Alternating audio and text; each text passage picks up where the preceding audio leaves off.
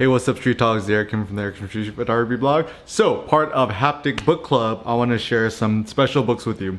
So, one of them is actually the shout out to our own book, Masters.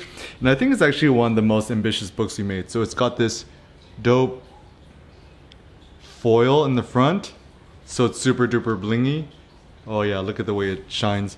And it was actually inspired by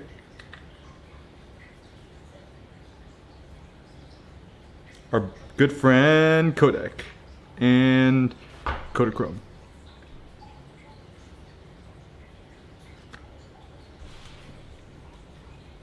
Alright, so one thing I wanted to share is essentially giving you guys different tips and inspiration with photography, because I think one of the things that I think that's really useful about photo books is the fact that it's with you, and then you could just put it on the table, and the page time is infinitely fast, no buffering, super duper interesting. And just one of the notions I wanted to share with you from this book is just the tips we have then. So the tips are: get closer, shoot from your gut, shoot with your heart, you are not your photos, compose intuitively, interact with your subject, creative constraints, feel your photographs, embrace failures, copy your master, then kill your master. Ooh, that's a pretty juicy one. And do not define yourself, shoot for yourself, forever be an amateur.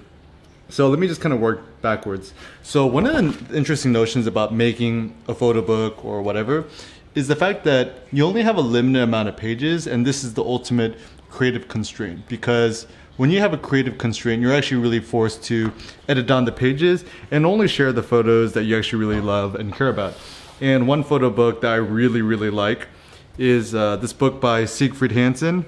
It's called Hold the Line. It's probably one of my personal favorite photo books. Shout out to Cindy for finding it. And the basic notion is that when you're looking through the pages, what I love is this kind of pairing with the images and the colors. And so even think about the complementary colors, this little orange against the green here. Thinking about just like really elegant moments. And I think what makes Siegfried's photos so great is that they're abstract, minimalist, modern, but also they have a lot of soul. They always deal somehow with the human element. And also another fun creative constraint what he did with his photography is that he framed his photos in a way that you can't actually identify the subjects. So often putting stuff on top of people's heads and just focusing on just simple shapes and colors.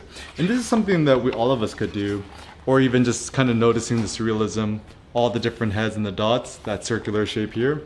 And one of the things that I think that's really important in photography books is just thinking about the pairing. How do the images on the left side of the page and the right side of the page go? And I think actually Siegfried Hansen's photos are quite similar to those of Saul Leiter, is that they're very beautiful, elegant, simple. The photos actually feel effortless and just really fun and clever. Like even a photo of a person, they got the stripes connecting. So Siegfried Hansen is being one of the ultimate surrealist photographers. And even my buddy Thomas Leutard considers Siegfried Hansen one of the modern greats. And I totally agree. And I don't know if this book is actually, this book actually might be sold out, but the thing I really want you to consider is when you make a photo book, just think about how you pair your images and essentially choose the photos that you like. Also, one thing I really like about Siegfried Hansen's book is a strong sense of squares within squares and the geometry of the frames. The fun little surrealism, you kind of get the legs here. And the thing, once again, this is like a little bit non-traditional, but so on the right side, you got the photograph, which is mostly blue. And the left, he just, I don't really know how he made it, but he just determined that he wanted a flat page of just yellow. So once again, blue and yellow being two of the most opposing colors, which I love. Even a page of black. The line, this is actually the cover, and this is also another photo tip I have about books. So if you see the cover, it's this photograph. He didn't actually put in the real photograph until way later, like somewhere in the middle of the book. So I think this is actually a good strategy. even sometimes making photos that look like two photos. So this looks like one photo, this looks like one photo, but it's actually just one photo. Nice little burgundy here. Love that frame in the frame. Nice little pastel pink on the left side. Yeah, the more I look at this photo book, it's really nice. And actually one thing I was thinking about too is, you know, photo books are awesome and great, but I think that these would look also great as prints. One of the downsides of photo books is that sometimes the photos just end up dying in the book. My personal ideal is having more prints, because prints, you can see them, you can interact with them more, just kind of post them all around the house. And one of the best color combinations, red and green, essentially Gucci colors. Really, really beautiful. This beautiful, elegant book by Siegfried Hansen. Hold the line. Love the design. Also, this fold flat design works really, really well. And a photo book from my buddy Hiroaki, from the Japanese photographer Ume Kayo. And I actually really wanted to share this photo book because actually Cindy found it in the lot. Essentially, there are a bunch of snapshots of Ume Kayo, she's a Japanese photographer, of her grandfather.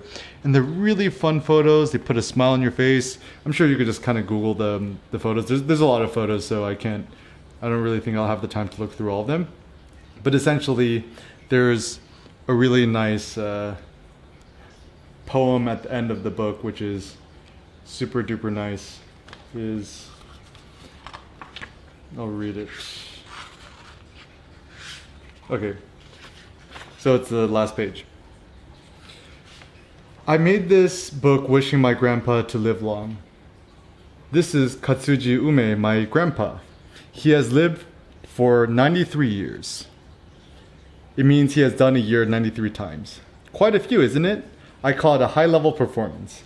I have done it only 27 times myself. For quite a while, Grandpa has kept saying that his days are numbered. Yet he has not died, not even once.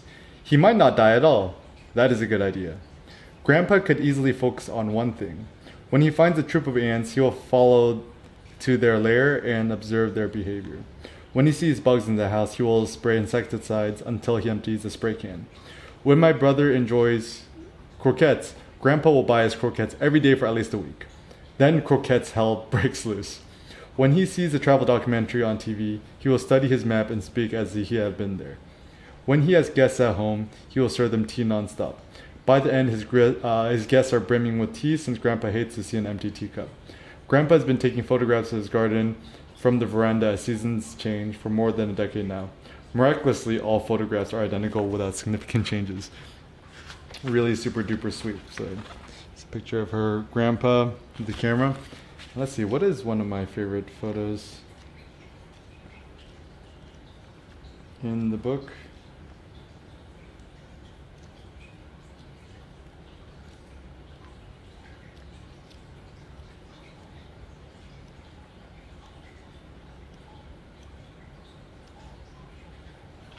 I kind of like that spread. A little wide shot and a close shot. So essentially just look at photo books and use it as a chance to just photograph and document nice moments, like the back scratcher on his neck. And I think the negative biases about photography is that we tend to think that, oh, photography needs to be super dark and super, gritty and grungy. I think what we actually need more in photography is we need more photos of just Thanksgiving, happy photos, joyful photos, and also realize that you're the ultimate gauge of your own photos. I love this. He has a PlayStation, is playing Go on PlayStation. I didn't even know that you could play Go with the PlayStation. Even fun moments like this, like balancing the mind there. So anyways, photo books are great. Strive to make more of your own. So Siegfried Hansen, S-I-E-G, let me make sure I spell his name right. S-I-E-G-F-R-I-E-D, Hansen, H-A-N-S-E-N. Check out Hold the Line. And check out Masters, HAPTICindustries.com. And Ume Kayo, her name is U-M-E space K-A-Y-O. Just Google her and find out some more photos. So more photo books to come. Thanks a lot for watching, guys. Peace out.